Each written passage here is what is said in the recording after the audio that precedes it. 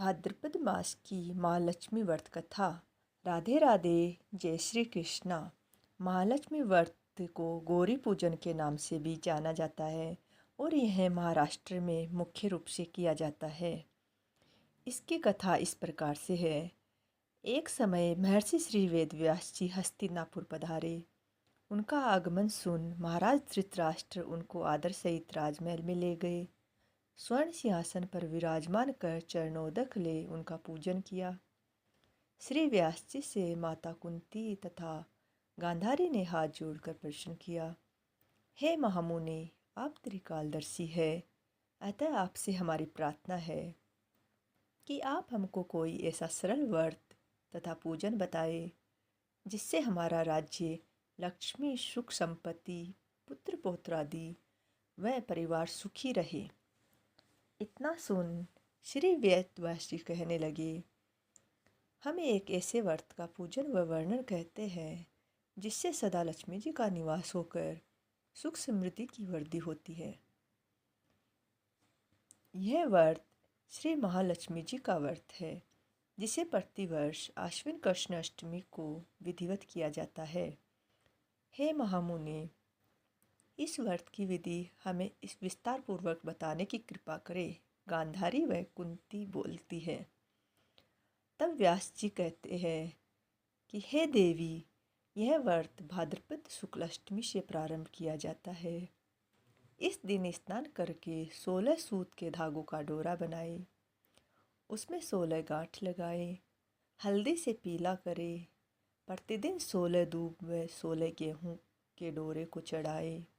आश्विन कृष्ण अष्टमी के दिन उपवास रखकर मिट्टी के हाथी पर श्री महालक्ष्मी जी की प्रतिमा स्थापित कर विधि पूर्वक पूजन करे। इस प्रकार श्रद्धा भक्ति सहित महालक्ष्मी जी का व्रत पूजन करने से आप लोगों की राज्य लक्ष्मी में सदा अभिवृद्धि होती रहेगी। इस प्रकार व्रत का विधान बताकर श्री वेदव्यास जी अपने आश्रम को प्रस्थान कर गए।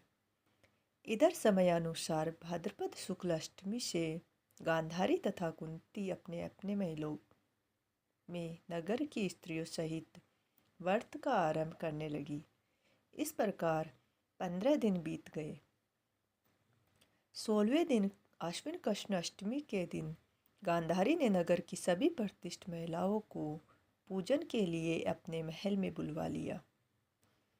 माता कुंती के यहाँ कोई भी महिला पूजन के लिए नहीं आई। साथ ही माता कुंती को गांधारी ने नहीं बुलाया।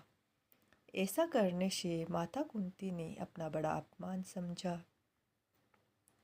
उन्होंने पूजन की कोई तैयारी नहीं की एवं उदास होकर बैठ गई। जब पांचों पांडव युधिष्ठिर, अर्जुन, भीम, नकुल और सहदेव महल में आए तो कुंती को उदास देखकर पूछा, हे माता, आप इस प्रकार उदास क्यों है?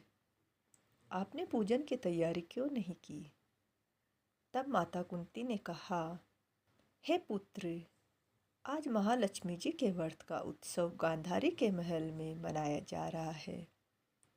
उन्होंने नगर की समस्त महिलाओं को बुला लिया और उसके 100 पुत्रों ने मिट्टी का एक विशाल हाथी बनाया, जिस कारण सभी महिलाएं उस बड़े हाथी का पूजन करने के लिए गांधारी के यहाँ चली गई, लेकिन मेरे यहाँ नहीं आई।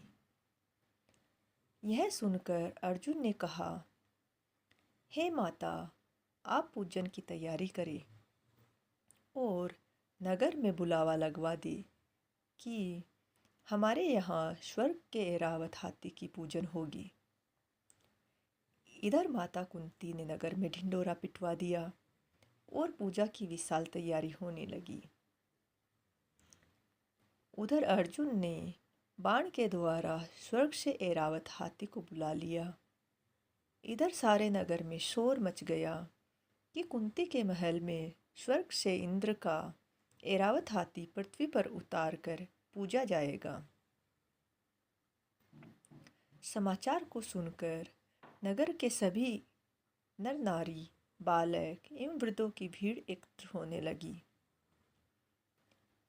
उधर गांधारी के महल में हलचल मच गई। वहाँ एकत्र हुई सभी महिलाएं अपनी अपनी थालियाँ लेकर कुंती के महल की ओर चली जाने लगी। देखते ही देखते कुंती का सारा महल ठसाठस भर गया।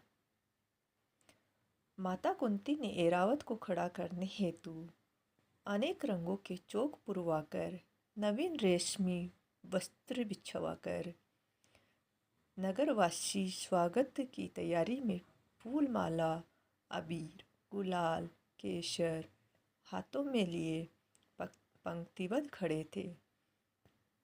जब स्वर्ग से एरावत हाथी पृथ्वी पर उतरने लगा तो उसके आभूषणों की ध्वनि गूंजने लगी। एरावत के दर्शन होते ही जय जयकार के नारे लगने लगे। सायंकाल के समय इंद्र का भेजा हुआ हाथी एरावत माता कुंती के भवन के चौक में उतर आया। तब सब नर नारियों ने पुष्पमाला, अबीर, गुलाल, केसर आदि सुगंधित पदार्थ चढ़ाकर उसका स्वागत किया।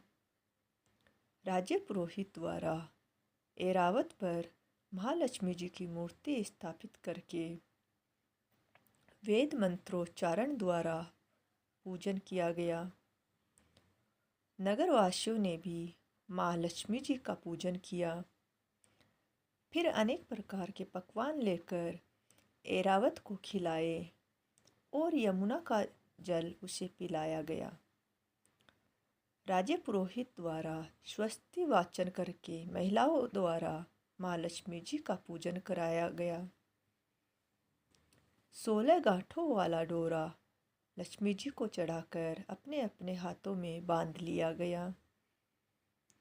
ब्राह्मणों को भोजन कराया गया। दक्षिणा के रूप में स्वर्ण आभूषण, वस्त्र आदि दिया गया। तत्पश्चात महिलाओं ने मिलकर मधुर संगीत लहरियों के साथ भजन कीर्तन कर संपूर्ण रात्रि महालक्ष्मी जी का व्रत का जागरण किया। दूसरे दिन प्रातः राज्य पुरोहित द्वारा वेद मंत्रोच्चारण के साथ जलाशय में महालक्ष्मी जी की मूर्ति का विसर्जन किया गया और साथ ही फिर एरावत को विदा कर इंद्रलोक को भेज दिया गया।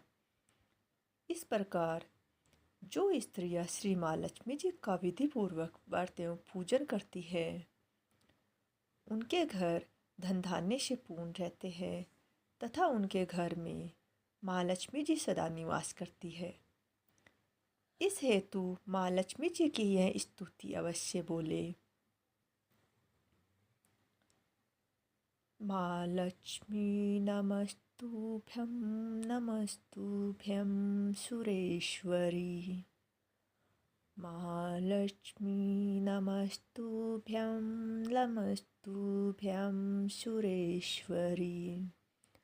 हरिप्रिये नमस्तुभ्यं नमस्तुभ्यं दयानिधे। हरिप्रिये नमस्तुभ्यं नमस्तुभ्यं दयानिधे। जय श्री राम, जय श्री राम।